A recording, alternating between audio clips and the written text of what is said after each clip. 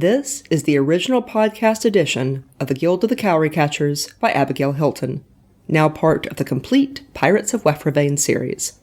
The books are available as audiobooks, ebooks, and paperbacks. This podcast originally aired from 2010 to 2014. Stick around after the story for commentary from me, the author, more than a decade later. Harbor Wave. Gerard Holivar scowled into the cloudy water of the little lagoon on Holivaris 4. Even the fishing was bad today. He settled down in a nook of rocky outcropping and cast his line. He was completely naked, having left his court clothes on the beach, but he'd brought a floppy hat to shield his eyes and a small towel to protect his backside from the sharp rocks. A shadow wheeled overhead, accompanied by a joyful shriek, his griffin hunting rabbits. Well, at least one of us is happy. Gerard focused his attention on the lapping waves, determined not to feel guilty. His brother would be expecting him about now on Stormsgrove. The local lord had asked for Gerard specifically. But they always do. Jalil does a poor job on purpose because he knows they won't ask him back. I have done the last 5 court dates there. 5! And I got back from that banquet in Ashland late last night after... Gerard shut his eyes. The humiliating scene at Lord Ashland's dinner table replayed with crystal clarity in his head. Lady Ashland's teasing smiles, his own oblivious response. Alcer's comment afterward. "You know that skinning the Selkie is a euphemism, right?" Gerard had stared at him. "For what?" "For mating," said Alcer sweetly. "At least, if the comments of your own servants are any indication. How do you not hear these things?" I suppose I don't listen to conversations not intended for me," sputtered Gerard. But he felt stupid. "Even my griffin knows when someone is flirting with me." "But she's married." "To a lord 20 years her senior, who was far more interested in her dowry than in her person, if the rumors are true. She's bored and lonely. You should take her up on it. Get some practice before your father puts a naive princess in your bed. I've heard Lady Ashland gives excellent lessons." Gerard had groaned. "That will happen when whales speak and the seas burn." But the truth was, he found Lady Ashland more appealing than any of the naive princesses who'd been pushed more and more frequently in his direction at royal functions. "I don't know any of them. How am I supposed to feel anything for a girl I don't know?" The whole episode on Ashland had left him distressed and exhausted. "Then I am supposed to run off this morning to a court date that Jalil is entirely capable of handling? Because they asked for me? No. By all the gods, he can handle it himself for once." Gerard knew he would get a lecture from his father that evening. "You are their crown prince, Gerard. No matter what you think of your brother, it is your responsibility to keep court dates when you have been requested." Gerard ground his teeth. "Jalil probably won't even show up. That will be my fault too, somehow." He glared at the water of the lagoon. It was normally as clear as glass. He should be able to see reef fish and lobsters, but he saw only clouds of sand. Odd, since the weather was perfectly clear, and he'd even checked the barometer before he left. Out of the corner of his eye, he saw Alcer drop to the beach with a rabbit in his beak. The griffin lay down on the sand and proceeded to pull it apart and eat it. Gerard wished he'd brought the meerkat. He wanted to sail instead of fish, but there hadn't been time that morning. There's never time for anything these days. Gerard was distracted by a gurgling sound. The tide was going out rather farther than usual. He blinked. Very much farther. The water around the base of his rock had dropped by half. He could see the bottom now. A moment later, his hook was lying on shining, wet sand. A surprised lobster tried to burrow. An enormous pink conch glistened in the sun, its lacy snail parts undulating as it tipped over. What in God's great seas? The sound continued, almost a sucking noise. Gerard watched in amazement as the kelp bed further out became an exposed mess of slimy green. Purple horns of coral stood like strange trees amid the dripping tendrils. A stingray flopped wildly. Gerard almost jumped down from his rock to have a look at the exposed seabed. It was such a bizarre sight, and the weather was so sweet and balmy. "Gerard!" He glanced over his shoulder. Alcere was standing rigid on the beach, his feathered ruff erect. "Gerard, don't!" "Good advice." Something was wrong. Gerard had lived by the ocean all his life, and he'd never seen it do this. He turned back towards the beach and picked his way across the ridge of rock. He'd swum part of the way out, and now he supposed he could walk. He was about to jump down on the island side of the rocks when the tide began to come in again. And in. And in. The sand disappeared amid whirling eddies. In heartbeats, it had risen to its previous height, but it just kept coming. Gerard scrambled to the highest point of rock, but the tide rose, relentless. Then it surged. Water rushed around his feet, the rock disappearing altogether, and Gerard felt the terrible power in that current. He dropped his fishing pole and towel, all his attention focused on balance. Now the water was up to his knees. It would pull him off. It would dash him against the rocks of the beach, or drag him out to sea, or... Alcere's feathery chest slammed into him, and Gerard's arms closed reflexively around the griffin's neck. Gerard's hat spun away into the frothing waves as Alcere's powerful wings drove them upwards. But then the griffin wobbled in the air, Gerard more or less hanging from his neck. Gerard tried to get a leg over Alcere's back, but they were both panicky and awkward. At last, Alcere dropped in a long glide back towards the island. They landed on a dune at the highest point, and Gerard slid to the ground, panting. Below them, the lagoon was completely underwater. The entire beach had disappeared. Gerard stared as the freakish tide rushed out again, dragging sand, shrubs, and rocks with it, scouring the beach. "That must be what they call a harbor wave," gasped Alcere. Gerard nodded. He'd heard of such things, but never experienced one. Harbor waves were so named because they were undetectable at sea, but rose into monsters when they reached shallow water. Fishing boats might return from a peaceful day's work to find their home port devastated. Alcere grinned through his panting. "Well, there's a story you can tell your grandchildren. They say a harbor wave only comes once in a lifetime." Gerard grunted. "Fortunately." "You almost jumped off the rock," Alcere teased. "Then you never would have gotten to skin Lady Ashland's Selkie, or anyone else's." Gerard was feeling shaky, but he laughed. "I still don't understand. Is the Selkie meant to belong to the girl, or to—" He trailed off, staring at the horizon, at the long line of white that split the azure blue of the sea and the paler blue of the sky. Below them, the tide was rushing in again, just as high as before, maybe higher. But they were safe for now. Unless... Alcere followed his gaze. "Gerard?" Gerard waved his hand for silence. It was probably just a heavy sea, provoked by this strange wave.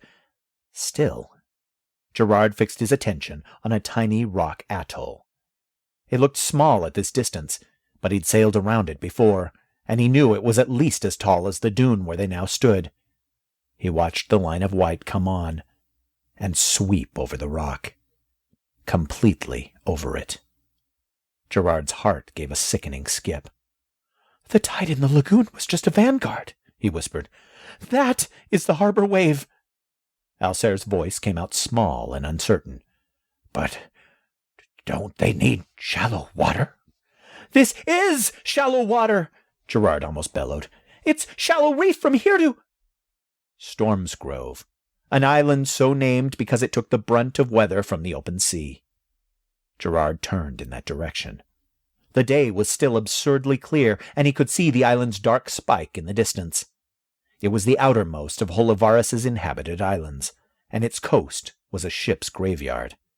The harbor, however, was situated behind a natural jetty, reinforced with a dike. The lighthouse there had saved many a ship. Surely that dike could stop anything. In Gerard's mind, he saw again that line of white obliterating the atoll, and he knew the dike would not stop this. The courthouse was only a short walk from the docks, the courthouse where he ought to be at this moment. It would be full of people today, come to bring their grievances to the prince. To me, and to my little brother.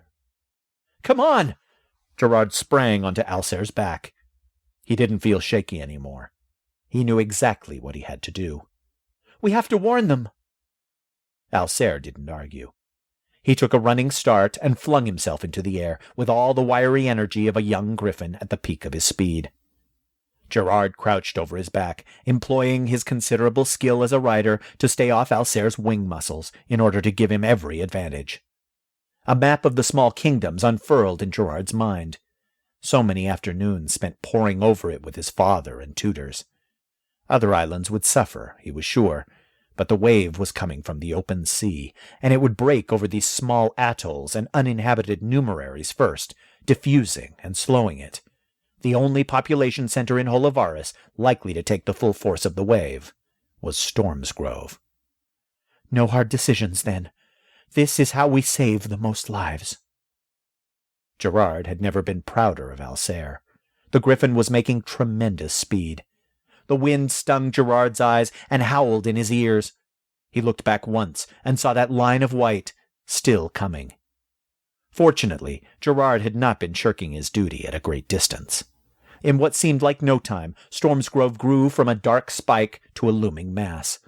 They flashed over the dappled blue and green of the coral sea, past fishing boats and one large sailboat. Gerard shouted a warning as they screamed overhead. He did not know whether his warning was heeded, whether it could be heeded in time. He did know that the largest group of people would be in town, and that the harbor village had an alarm system for fire and pirates. The castle is on high ground. The castle will be safe. He was further amazed, as they passed over the jetty and dike, to see the same phenomena he'd witnessed in the lagoon, a freakishly low tide that exposed great swaths of seabed.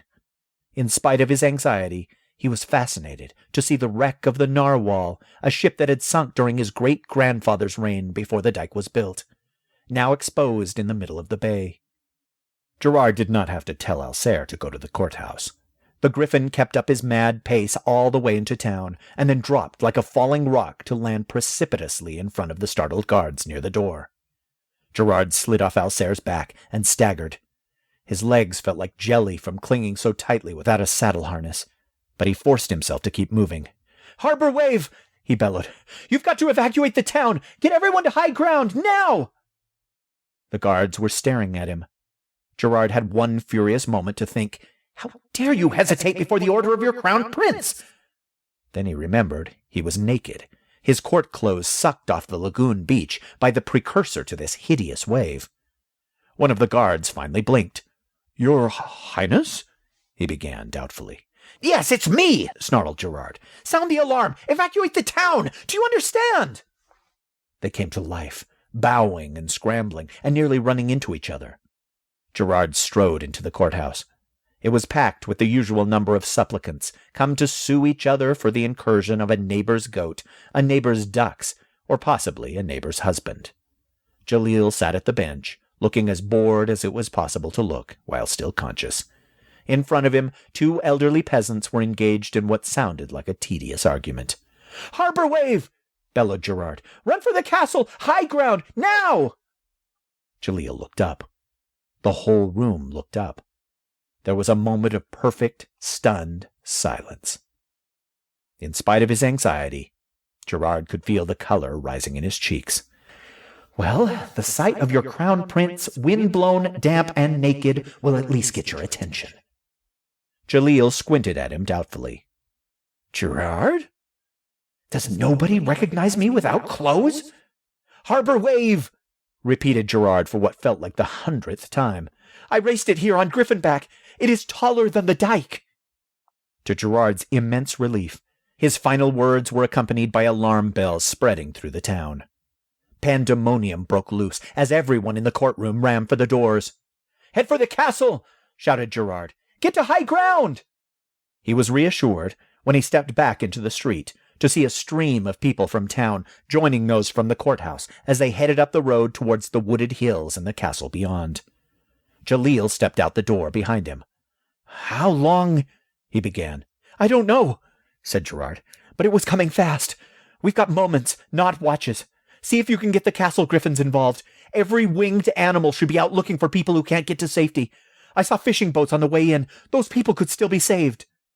He thought for one moment that Jalil would argue, would suggest some other plan just to be contrary, or because he was feeling bitter about being abandoned in the courthouse today. But then Jalil's mouth snapped shut, and he turned and ran up the street. Alcere spoke at Gerard's elbow. "Shall we go out and look for people?" Gerard nodded. He teetered for a moment on the idea of sending Alcere out alone. The griffin could carry 2 riders, and one of them need not be Gerard. However, Alcere was not wearing a saddle harness, and only a skilled rider was likely to stay on his back without one. The peasants of Stormsgrove were not skilled riders. Anyone Alcere rescued would need Gerard to hold on to them. So he climbed onto Alcere's back again, and they circled up into the absurdly blue sky. The moment Alcere rose high enough to see the roofs and the jetty, Gerard spotted the wave. It was easy to see now, an oncoming breaker of white water. But it still looked deceptively slow and small in the distance. 6 griffins flashed past below them. More were rising from the lighthouse. Gerard was relieved to see them heading for the fishing boats and for the sailboat further out. He was also impressed to see the orderly manner in which the town was emptying. None of Holovarus's villages were particularly large, and this one consisted of no more than 400 people, plus visitors for court day. Still, Gerard thought he should compliment Lord Stormsgrove on his alarm system. Already the lines of people in the streets were thinning, trickling up the smooth dirt track to the castle. Gerard frowned. He'd spotted a couple of people running in the wrong direction. "Alcere!" The griffin was already dropping towards the hurrying figures. "Go to the castle!" Gerard shouted at them. "High ground!" One of the Grishnards looked up, a male in his prime. He shook his head violently. Alcere responded by swooping to the ground right in front of the villager, who nearly collided with them. "Can't," he wheezed. "Can't go without children." "What children?" demanded Gerard. "Wanted to see the bay," gasped the villager. "The ship." Gerard turned with a sinking feeling. Of course. He wasn't the only person who'd been fascinated by the appearance of the narwhal. For as long as Gerard had been alive, there'd been rumors of treasure in the sunken ship that seemed so tantalizingly close in the clear waters of Stormsgrove Bay. The best pearl divers from surrounding villages had all made attempts on the ship, but come up empty-handed. A few had drowned. Gerard's father and the local lord both denied that such treasure existed. However, Stormsgrove was too poor an island to maintain its own team of captive cowry catchers, who might have checked. When Gerard was a child, Lord Stormsgrove had attempted to end the speculation by petitioning Gerard's father to loan him the royal herd of cowry catchers from Holovarus, along with their trainer. Lord Holovar had agreed, and the cowry catchers had been transported by special shipment, as they were slow swimmers. The investigation had become quite a production, with a fair and games. However, the big, gray-flippered manatee shelts with their webbed hands and huge dark eyes had brought nothing valuable to the surface. That should have been the end of it. But peasants struggling on these small islands still liked to dream. They pointed out that cowry catchers were known to be stupid and might have missed something.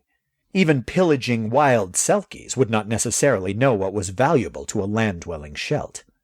What would gold mean to a non, after all? Peasant children, particularly, loved to tell stories of treasure. Gerard spotted them now on the seaweed-slimed flat, beyond the moored ships that lay on their sides in shallow water. Gerard's eyes skipped between the tiny, moving figures, children who'd run out into the bay when the tide dropped, trying to reach the narwhal. "Wait here," he told the father in front of him. "Tell others to wait too. It's muddy out there. You'll never get back in time. Let me do this." Gerard nudged Alcere towards the bay. They skimmed low, and he counted feverishly. "I see 8, he called to Alcere. That wasn't so bad. They could probably grab 8. Off in the distance, Gerard was beginning to hear an ominous hiss, like an angry mob, growing louder. He shouted at the children nearest the harbor. "Go back! There's a big wave coming! You have to get to the castle! Go back!" He was relieved when they started running. Further out, the mud was deeper. The children were picking their way around sharp coral. Alcere had difficulty even finding a place to land. "You have to come with me!" shouted Gerard. "There's a harbor wave coming! You hear that sound?" Surprised faces looked up at him, morphing into fear. Gerard crowded 3 of them onto Alcere's back in front of him. The griffin took off ponderously, but they managed to make the docks, where a cluster of adults were helping the kids who were climbing up from the muddy bottom. Gerard fairly shoved the children off of Alcere and flew back out over the bay. He grabbed 2 more, about 6 or 7 years old. None of the kids had managed to reach the narwhal, but these had gotten farthest, and they were not pleased to be halted. They were crying and arguing with him, so that he had to physically restrain one on Alcere's back. When he reached the docks, he dropped the youngest into the arms of an adult and said, "That's the last of them. Run! Is anyone injured? Anyone slow? I could carry someone." The weeping child had started to shriek. The adult holding him looked up at Gerard, face ashen. "You didn't see any others?" "No. I looked. That's the last. He says his sister went into the treasure ship." Gerard shut his eyes. "This is not happening." He forced himself to take a slow breath. "I'll get her," he heard himself say. "Run for the castle." "Wait, we're going to do what?" began Alcere, but Gerard kicked him, and his training drove the griffin into the air, still arguing. "Gerard, listen!" "I hear it!" snarled Gerard. The wave was so close now that it sounded like a growl, like a monster. "But we have to try." A moment later, they'd reached the ship. The narwhal was lying prow up, with half her stern buried in the mud. Coral and barnacles had begun to grow around her. To Gerard, she looked startled and indignant, her tomb rudely broached, her sleep interrupted. He realized, belatedly, that he'd forgotten to ask the missing child's name. "Hello?" he bawled. "There's a huge wave coming! We have to leave! Hello? Kid!" Nothing. Alcere dropped gingerly onto the rotten prow of the ship. Her carved narwhal figurehead was barely recognizable, the horn broken off long ago. Gerard climbed down, getting a precarious grip on the slippery rail. "Hello? Anyone here?" "We should go," muttered Alcere. "The group we just left might need help getting to safety. Gerard, this is stupid." A tiny voice from somewhere in the depths of the ship. Gerard couldn't make out the words, but it was definitely a child. "I'm going in there. Wait for me." He bit off the sentence and tried again. "Wait for me until you can't." "Gerard!" Alcere sounded like a cub again, small, frightened, desperate. Gerard took the griffin's head in both hands, kissed his beak, then turned and allowed himself to slide over the deck, claws extended to control his descent, until he reached the rectangle of an open hatch. He dropped inside without giving himself time to think about what he was doing. Immediately, he encountered the remains of a body. Some poor diver who'd gotten confused a short distance inside the ship and drowned. The body had disintegrated into fish-picked bones, held together by scraps of gristle and clothing. Gerard took a deep breath and tried to orient himself. If the narwhal had been level, he would have been standing on the lower deck, just beneath the forecastle, looking down the hall towards the stern. However, since the ship was prow up with her stern in the mud, Gerard had more of a sense that he was looking down a well shaft, with lapping water at the bottom. Daylight lit the interior of the hall for some distance, and an open grating near the quarterdeck let in another beam of light near the bottom. There was little to see, however, just slimy walls overgrown with barnacles. Gods, I hope she didn't go into the hold. The hold would be partially under water even now. Gerard didn't think he'd have time to get her out of there. He tried not to think about what it would be like to be trapped inside this ship when the wave came, rolled over and over in the airless darkness like a rock in a gem tumbler. "Hello!" he shouted. "Please come out! We have to go!" Another muffled reply. "Well, she's not in the hold." It sounded like she was in one of the officers' cabins in the rear of the ship, now at the bottom of the well shaft. Gerard wondered whether she might have trapped herself. He began to make his way down, scrambling for handholds and cutting himself on the sharp barnacles. He passed sagging doorways, opening onto pitch-black rooms. Gerard tried to remember the date of the narwhal's sinking. 60 years ago, at least. Perhaps 70. Every trace of original fabric or rope had disintegrated. The wood itself was terribly rotten. Gerard tried not to imagine what it would be like to plunge through the creaking deck, onto darker decks, and perhaps into the waterlogged hold. He stopped as the spongy floor sagged dangerously. It might take the weight of a child, but not a 19-year-old mountain Grishnard. Outside, Alcere gave an eagle's shriek. Gerard didn't have to ask what it meant. "Please!" Gerard bellowed. "This is your last chance!" At the bottom of the well shaft, a door creaked open. Gerard realized an instant later that it must be the door to the captain's stateroom. A little blonde girl of perhaps 8 clawed her way out of the door and up the passage. She was impressively nimble, dressed in a grimy, rough-spun smock that hung on her thin body and did nothing to impede her movements. She was adjusting a small satchel tied across her chest and talking as she climbed. I'm coming. I know the tide will be back in. You don't have to tell me, but we can swim out. It's getting down to the ship that's hard, not getting back up. You're such a baby. If you didn't want to come, you should have stayed." She'd halved the distance between them when she raised her eyes and froze. Her voice came out small and uncertain. "You're not Casey." "No," said Gerard.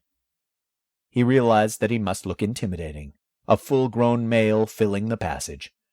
"No, I'm Gerard Holivar, the Crown Prince. I know I don't look like it, but I came to warn everyone. There's a very big wave coming. Can't you hear it?" To her credit, the child didn't take long to think about this. She started running as well as she could run up the spongy well shaft of the hall. Gerard reached for her. The moment he caught her hand, he hauled her up in a great leap. He turned and struggled the rest of the way to the upper deck, more or less dragging her behind him. Alcere's head was framed in the rectangle of light from above. He was shouting something, but Gerard could not understand him over the sound of the sea. Some distant part of Gerard's mind noted that the sky had finally become overcast, and it was beginning to rain. He leapt onto Alcere's back, dragging the bony girl up in front of him. Alcere was aloft almost before Gerard got his leg over. The griffin's wings beat harder than Gerard had ever felt them beat before, even on the way to Stormsgrove. Gerard looked up. The sky was not overcast. It was not raining. They were in the shadow of the wave. It seemed to have reared up even higher as it bore down on Stormsgrove, a perfect blue-gray wall of water with a crown of frothing white. Even as Gerard watched, the crest began to break apart, to curl over. Time seemed to slow down. Alcere was beating madly, trying to get over the mountain of water. His beak tilted towards the sky, and he shot straight up. Gerard locked his arms and legs around Alcere's chest and hips, pinning the girl beneath him.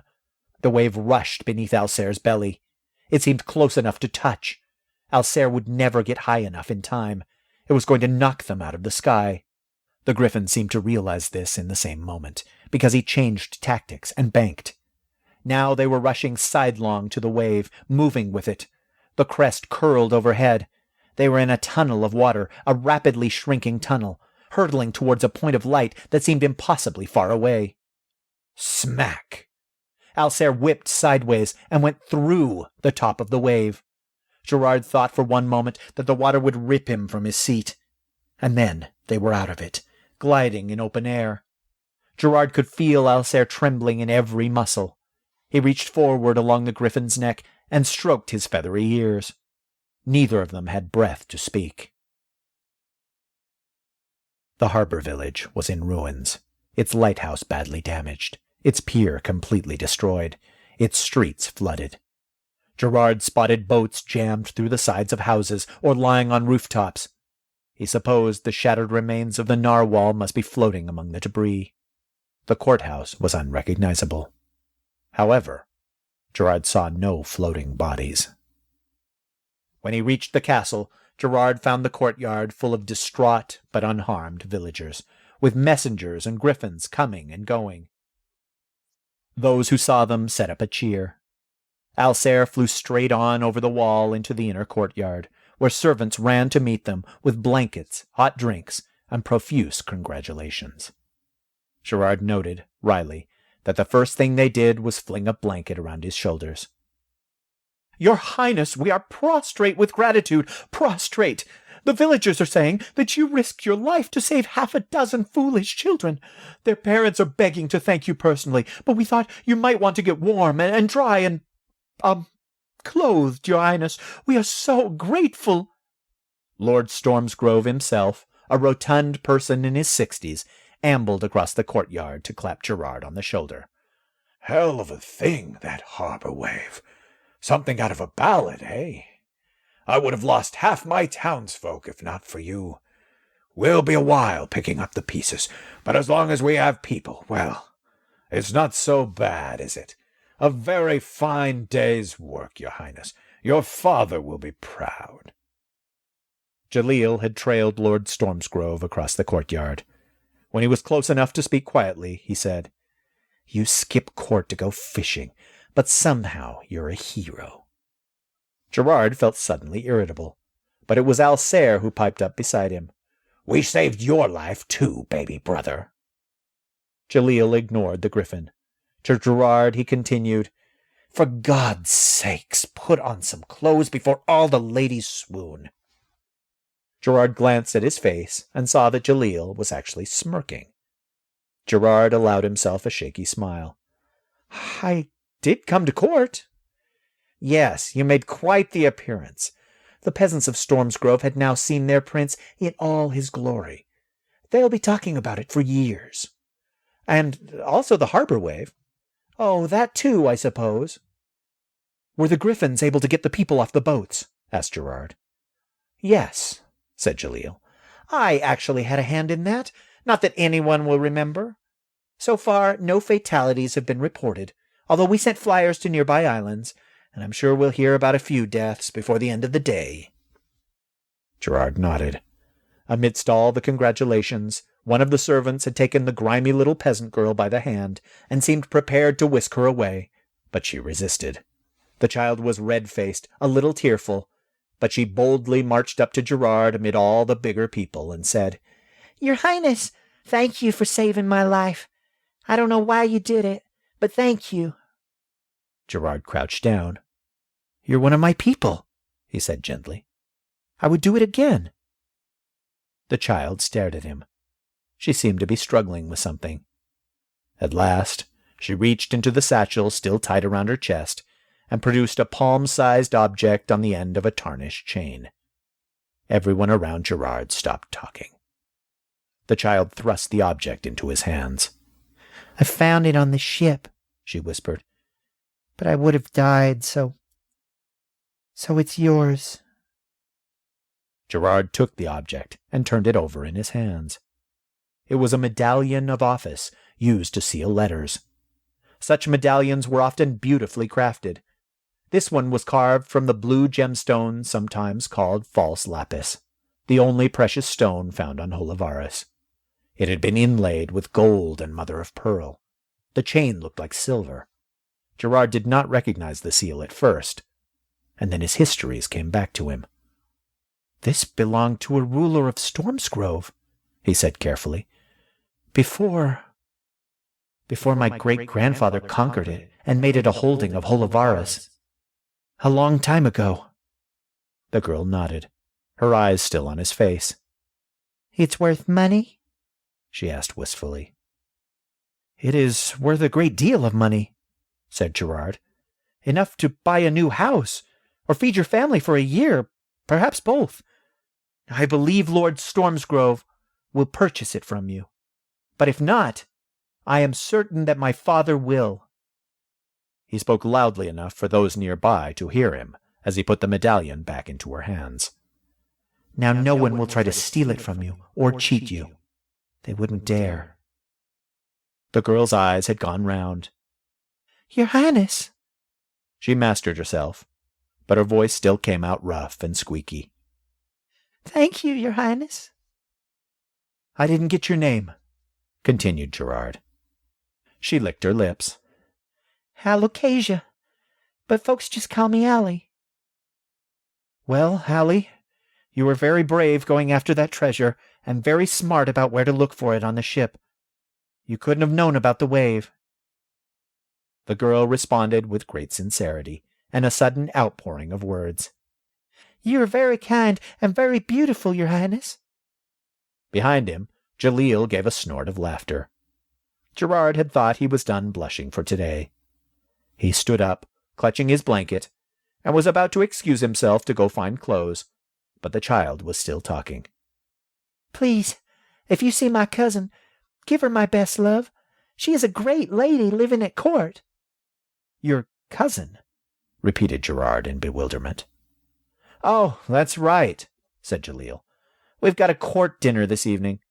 We'd better be getting back and make you a little less beautiful. Gerard groaned. Another dinner?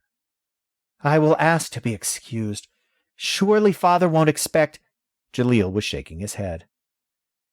This one is for our new court minstrel. That blind peasant girl with a voice like a goddess.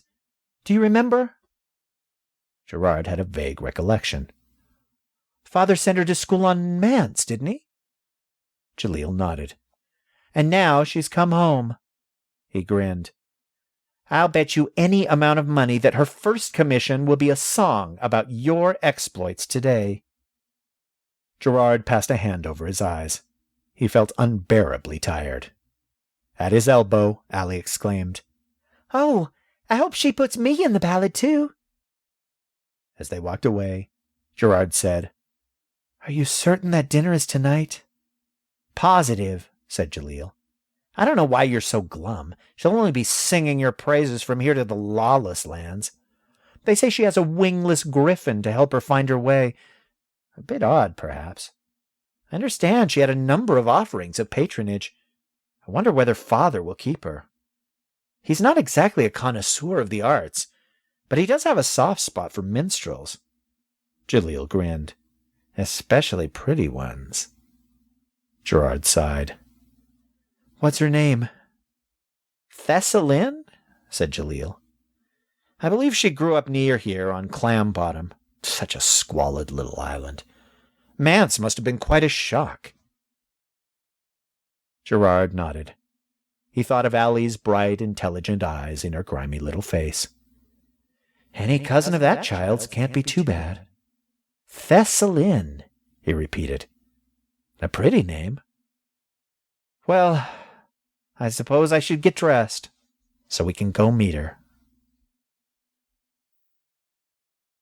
Author's Note. Gerard and Thessalin get along very well. 3 years later, they begin an affair. 2 years after that, Thessalin gets pregnant. Gerard marries her in spite of the disapproval of his father and his local deity. The disastrous consequences kick off the events in the Guild of the Cowry Catchers series. If you would like to learn more about Thess and her wingless griffin, Cheshire, check out the story Sky Dance from the previous short story collection, Secret Things. And I'm back. This is 2026 Abby, coming to you with a few thoughts on the episode. I want to say right up front, I just got a somewhat desperate message on Facebook on an old account that I almost never check of a listener asking where she could get the entire story here and telling me the last episode she listened to, I think believing that there's more beyond that posted. And in fact, she was current. She was current with the podcast. I'm guessing a lot of you are not listening to the outro at this point.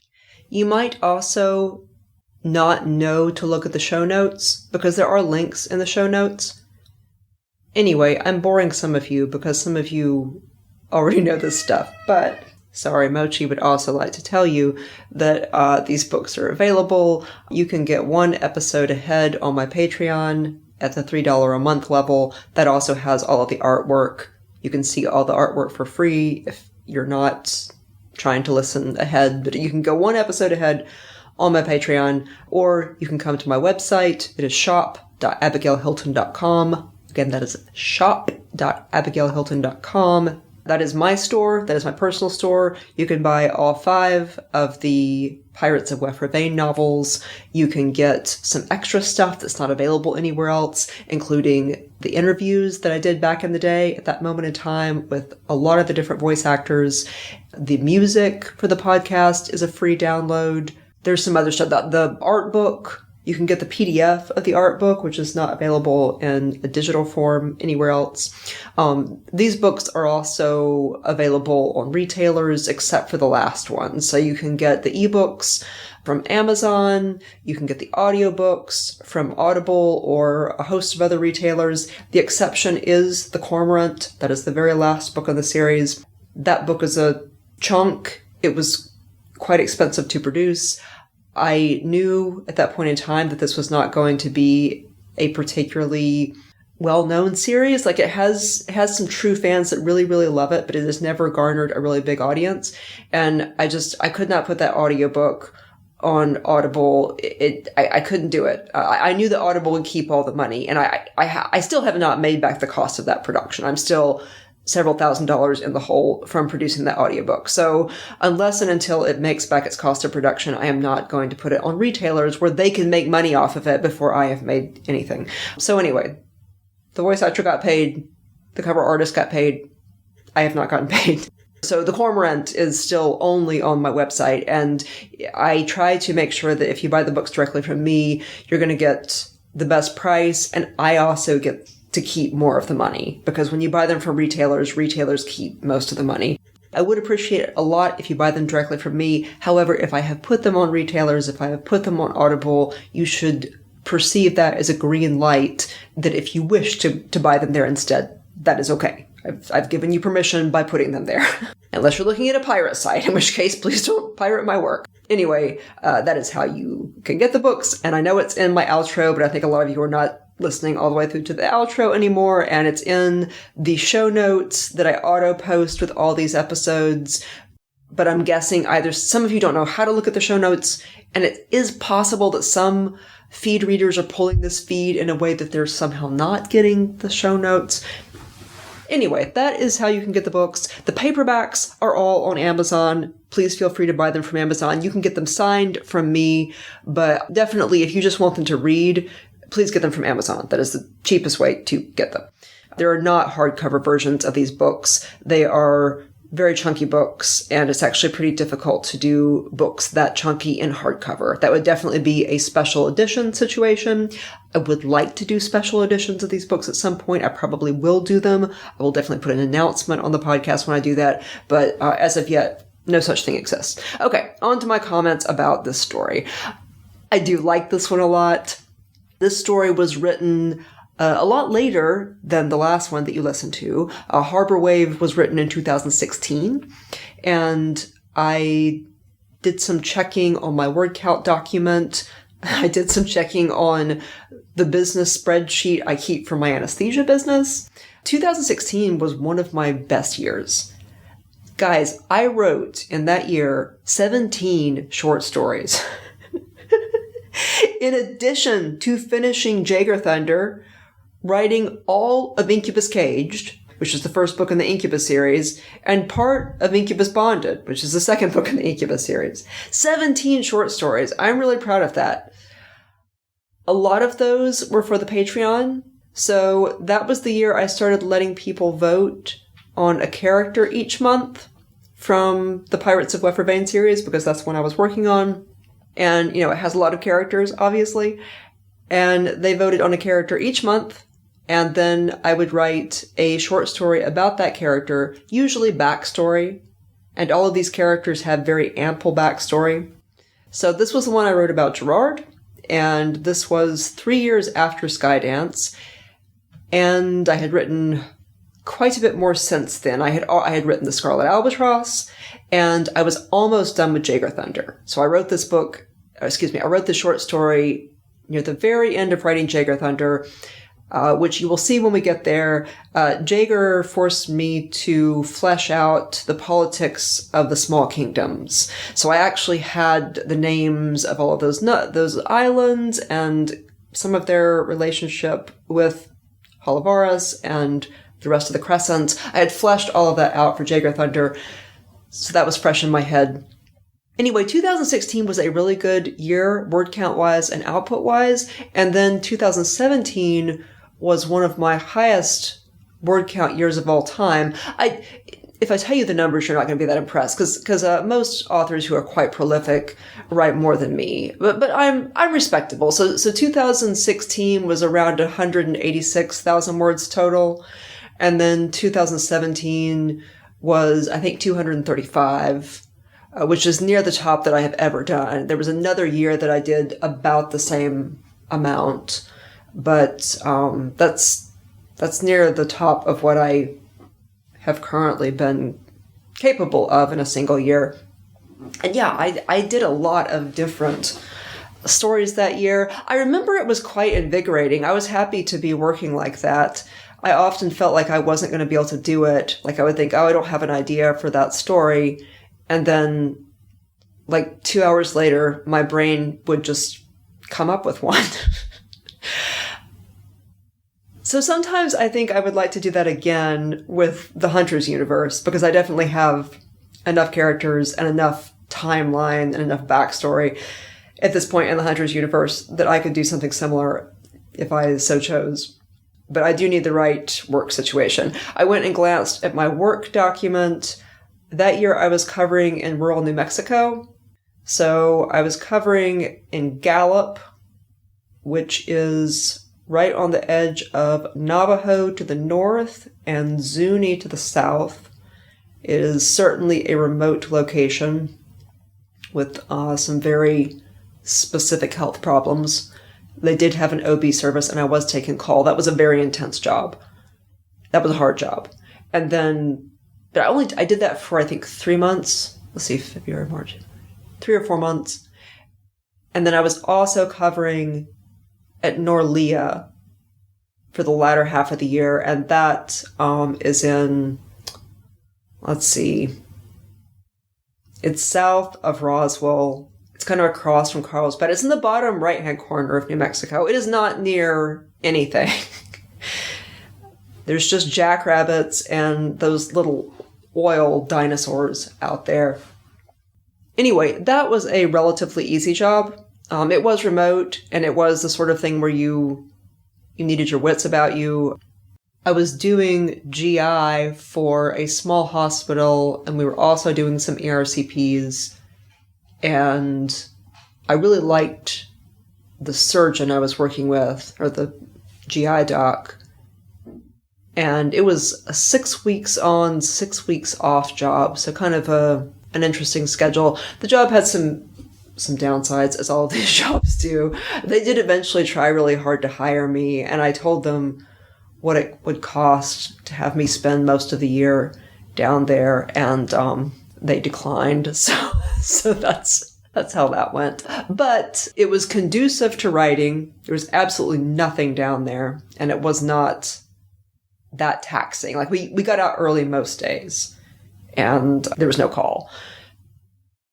And I checked my spreadsheet from that year. I worked 30 weeks that year. So I definitely was not working all the time. You know, I was working a little over half of the weeks in the year. And then the rest of the time I was home in my small apartment in Orlando, near my friends there where I lived at the time, Winter Park specifically. So that's what I was doing when I wrote this story. It was part of a whole cascade of stories that I wrote fairly close together during that year, and it was right at the end of me writing Jaeger Thunder.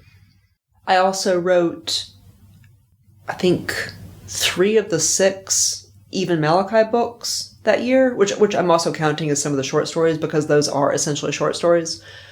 Those are my kind of obscure children's horror books. I think they're very fun, including for an adult.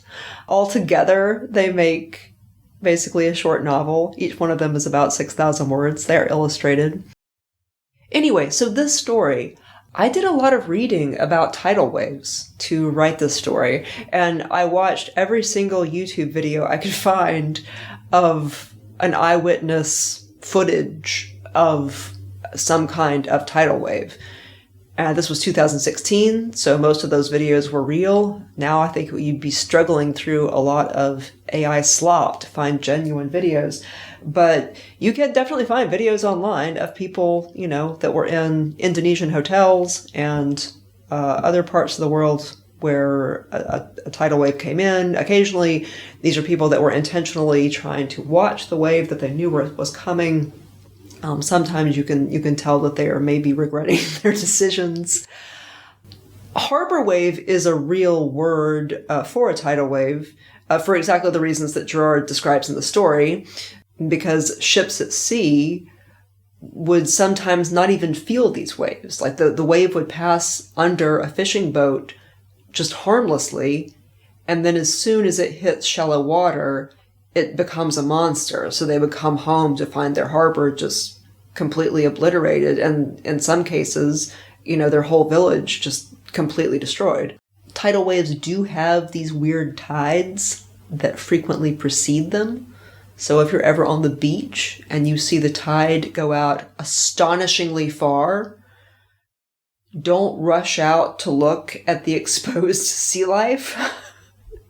Because this is a real thing that happens. Usually not in modern times, because now there is often a warning, but they can still come up really fast, because it usually happens because there is an underwater earthquake.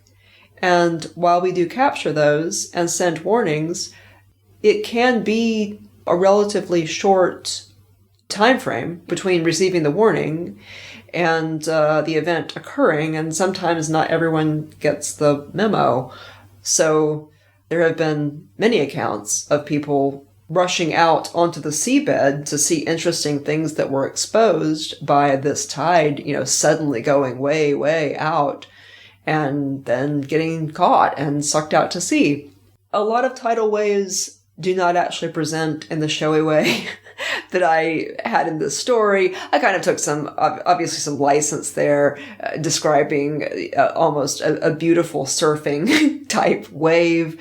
That is often not how they present. Very often they simply present as a sea that rises and rises and rises and rises. And so you may not see a cresting wave. The tide just comes in and in and in and past where it usually comes, and past and further past and up and up and up, and it might be rising by a foot a minute, which doesn't seem that fast unless you are trying to find a place to get above it, and just now it's coming over the car's windows, and that is frequently how they present, is like that. They can present as the actual giant, crashing, impressive wave, but they also present as just a tide that rises and rises and rises and rises. And you see videos of people in hotels, like in the first floor of a hotel, where the sea is coming in the door and furniture is floating around, and, suddenly the videographer is running up the stairs. I worked quite a bit on the Oregon and Washington coast. These are tidal wave danger zones. And I've worked in Astoria quite a bit. I've worked in Tillamook quite a bit. Also, Oahu. Oahu would be underwater. Oahu would just be completely underwater. Those towns have, like, as you drive in, you see all of these tsunami signs saying, if there's a tsunami warning, you need to keep running, basically. Like, this would be underwater. Get to high grounds. Like, not here, higher. Keep going, up. Okay, now you're good. Like, you see signs telling you that you're still in the tsunami danger zone. I assume that the warning would work the way the warnings work in Asia, where I actually have received earthquake warnings on my phone.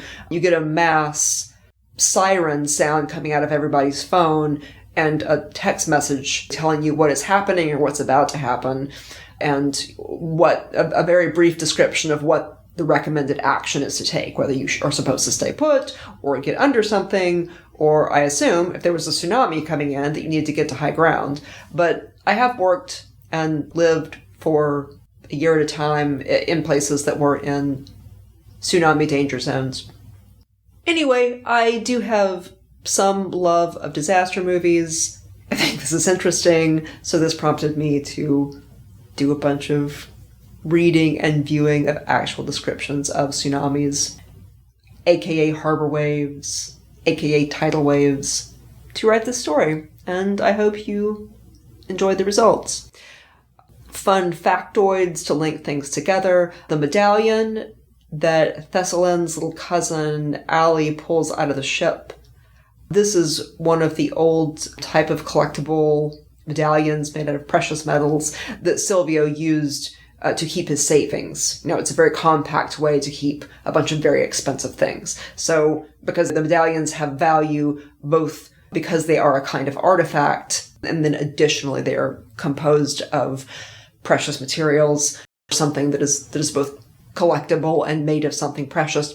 Anyway, this is an example of one of those that, you know, Silvio goes and picks up his savings, which is basically a box of these things at one point in Cowry Catchers. Obviously, Rish chose to give Alsair a different voice. I'm sure that was a little bit to get used to. At that point in time, it had been, 2016. It had been several years since we had recorded Cowry Catchers. The people on the Patreon most of them had not listened to the original full cast production for quite a few years. It was not as jarring to them that, you know, Rish's voice is both different than Ryan's voice, and also he did not attempt to copy Ryan's voice for this character. Hopefully that wasn't too jarring. This is a story where Alsair gets to be a hero. You see him as Gerard sees him in Cowry Catchers. You see a version of him that is the loyal friend who is willing to risk his life to save his companion and others. You see him the way he was before he got a lot more bitter. You can probably also see some of his possessiveness of Gerard here, and the fact that he probably would not be taking all of these risks on his own for strangers. But he is willing to do them if Gerard asks him to, and he sticks around on the ship that is about to be swept away far longer than is safe. But basically, he's willing to stay and die if Gerard does not come out of the ship. He is a very loyal friend. The last thing I'm going to say about these stories is my recollection is that most of them do not have afterwards, because at this point you are listening to the recordings that were made for the audiobooks. So I actually read these stories on the podcast at the time that I wrote them. They didn't have a professionally recorded version. Then much later, when we packaged these up and put them into books, I had voice actors professionally record them, or some of them. The last thing I was going to say about this, a bit more about the recording. So my recording of Skydance, I actually did prepare to put out as the professional version. So I actually planned to put that from the beginning on Audible and other professional places.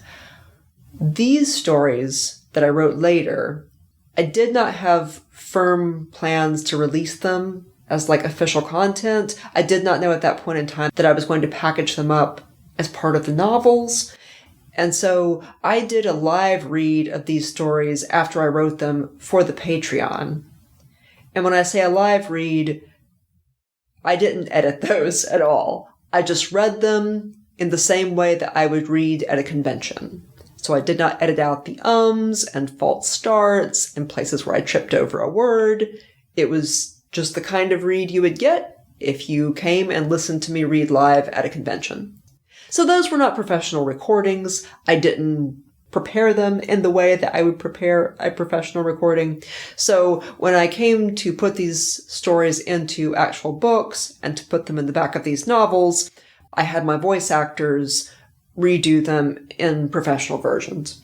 Also, because I did not record this story to stand alone, it doesn't have an author's note after it. You're going to find some of these stories do have author's notes and some of them don't. And I'm sorry that's a little bit random. Hopefully I'm telling you the interesting things. But it's because of the way they got written and the way they got produced. Next week we have Quarantine, which is the story of how Silvio and Basil met. And I will see you in the next episode.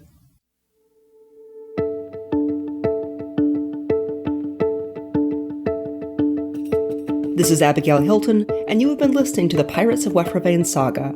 Join me on Patreon for early episodes, long-form interviews, forum access, personal updates, and lots of artwork, including maps and species charts. That's patreon.com/Abigail Hilton. If you want the whole story now with no interruptions and some remastering of the early books for sound quality, you can find the entire series at shop.abigailhilton.com, along with all my other novels. The audiobooks are delivered by BookFunnel. Background music was Hidden Sky by Jamie Sieber, licensed from Magnatune.net circa 2014. The Guild of the Cowry Catchers podcast is an audio adaptation of the Pirates of Wefravain saga, written and produced by Abigail Hilton. Original production copyright 2010, all rights are reserved to the author.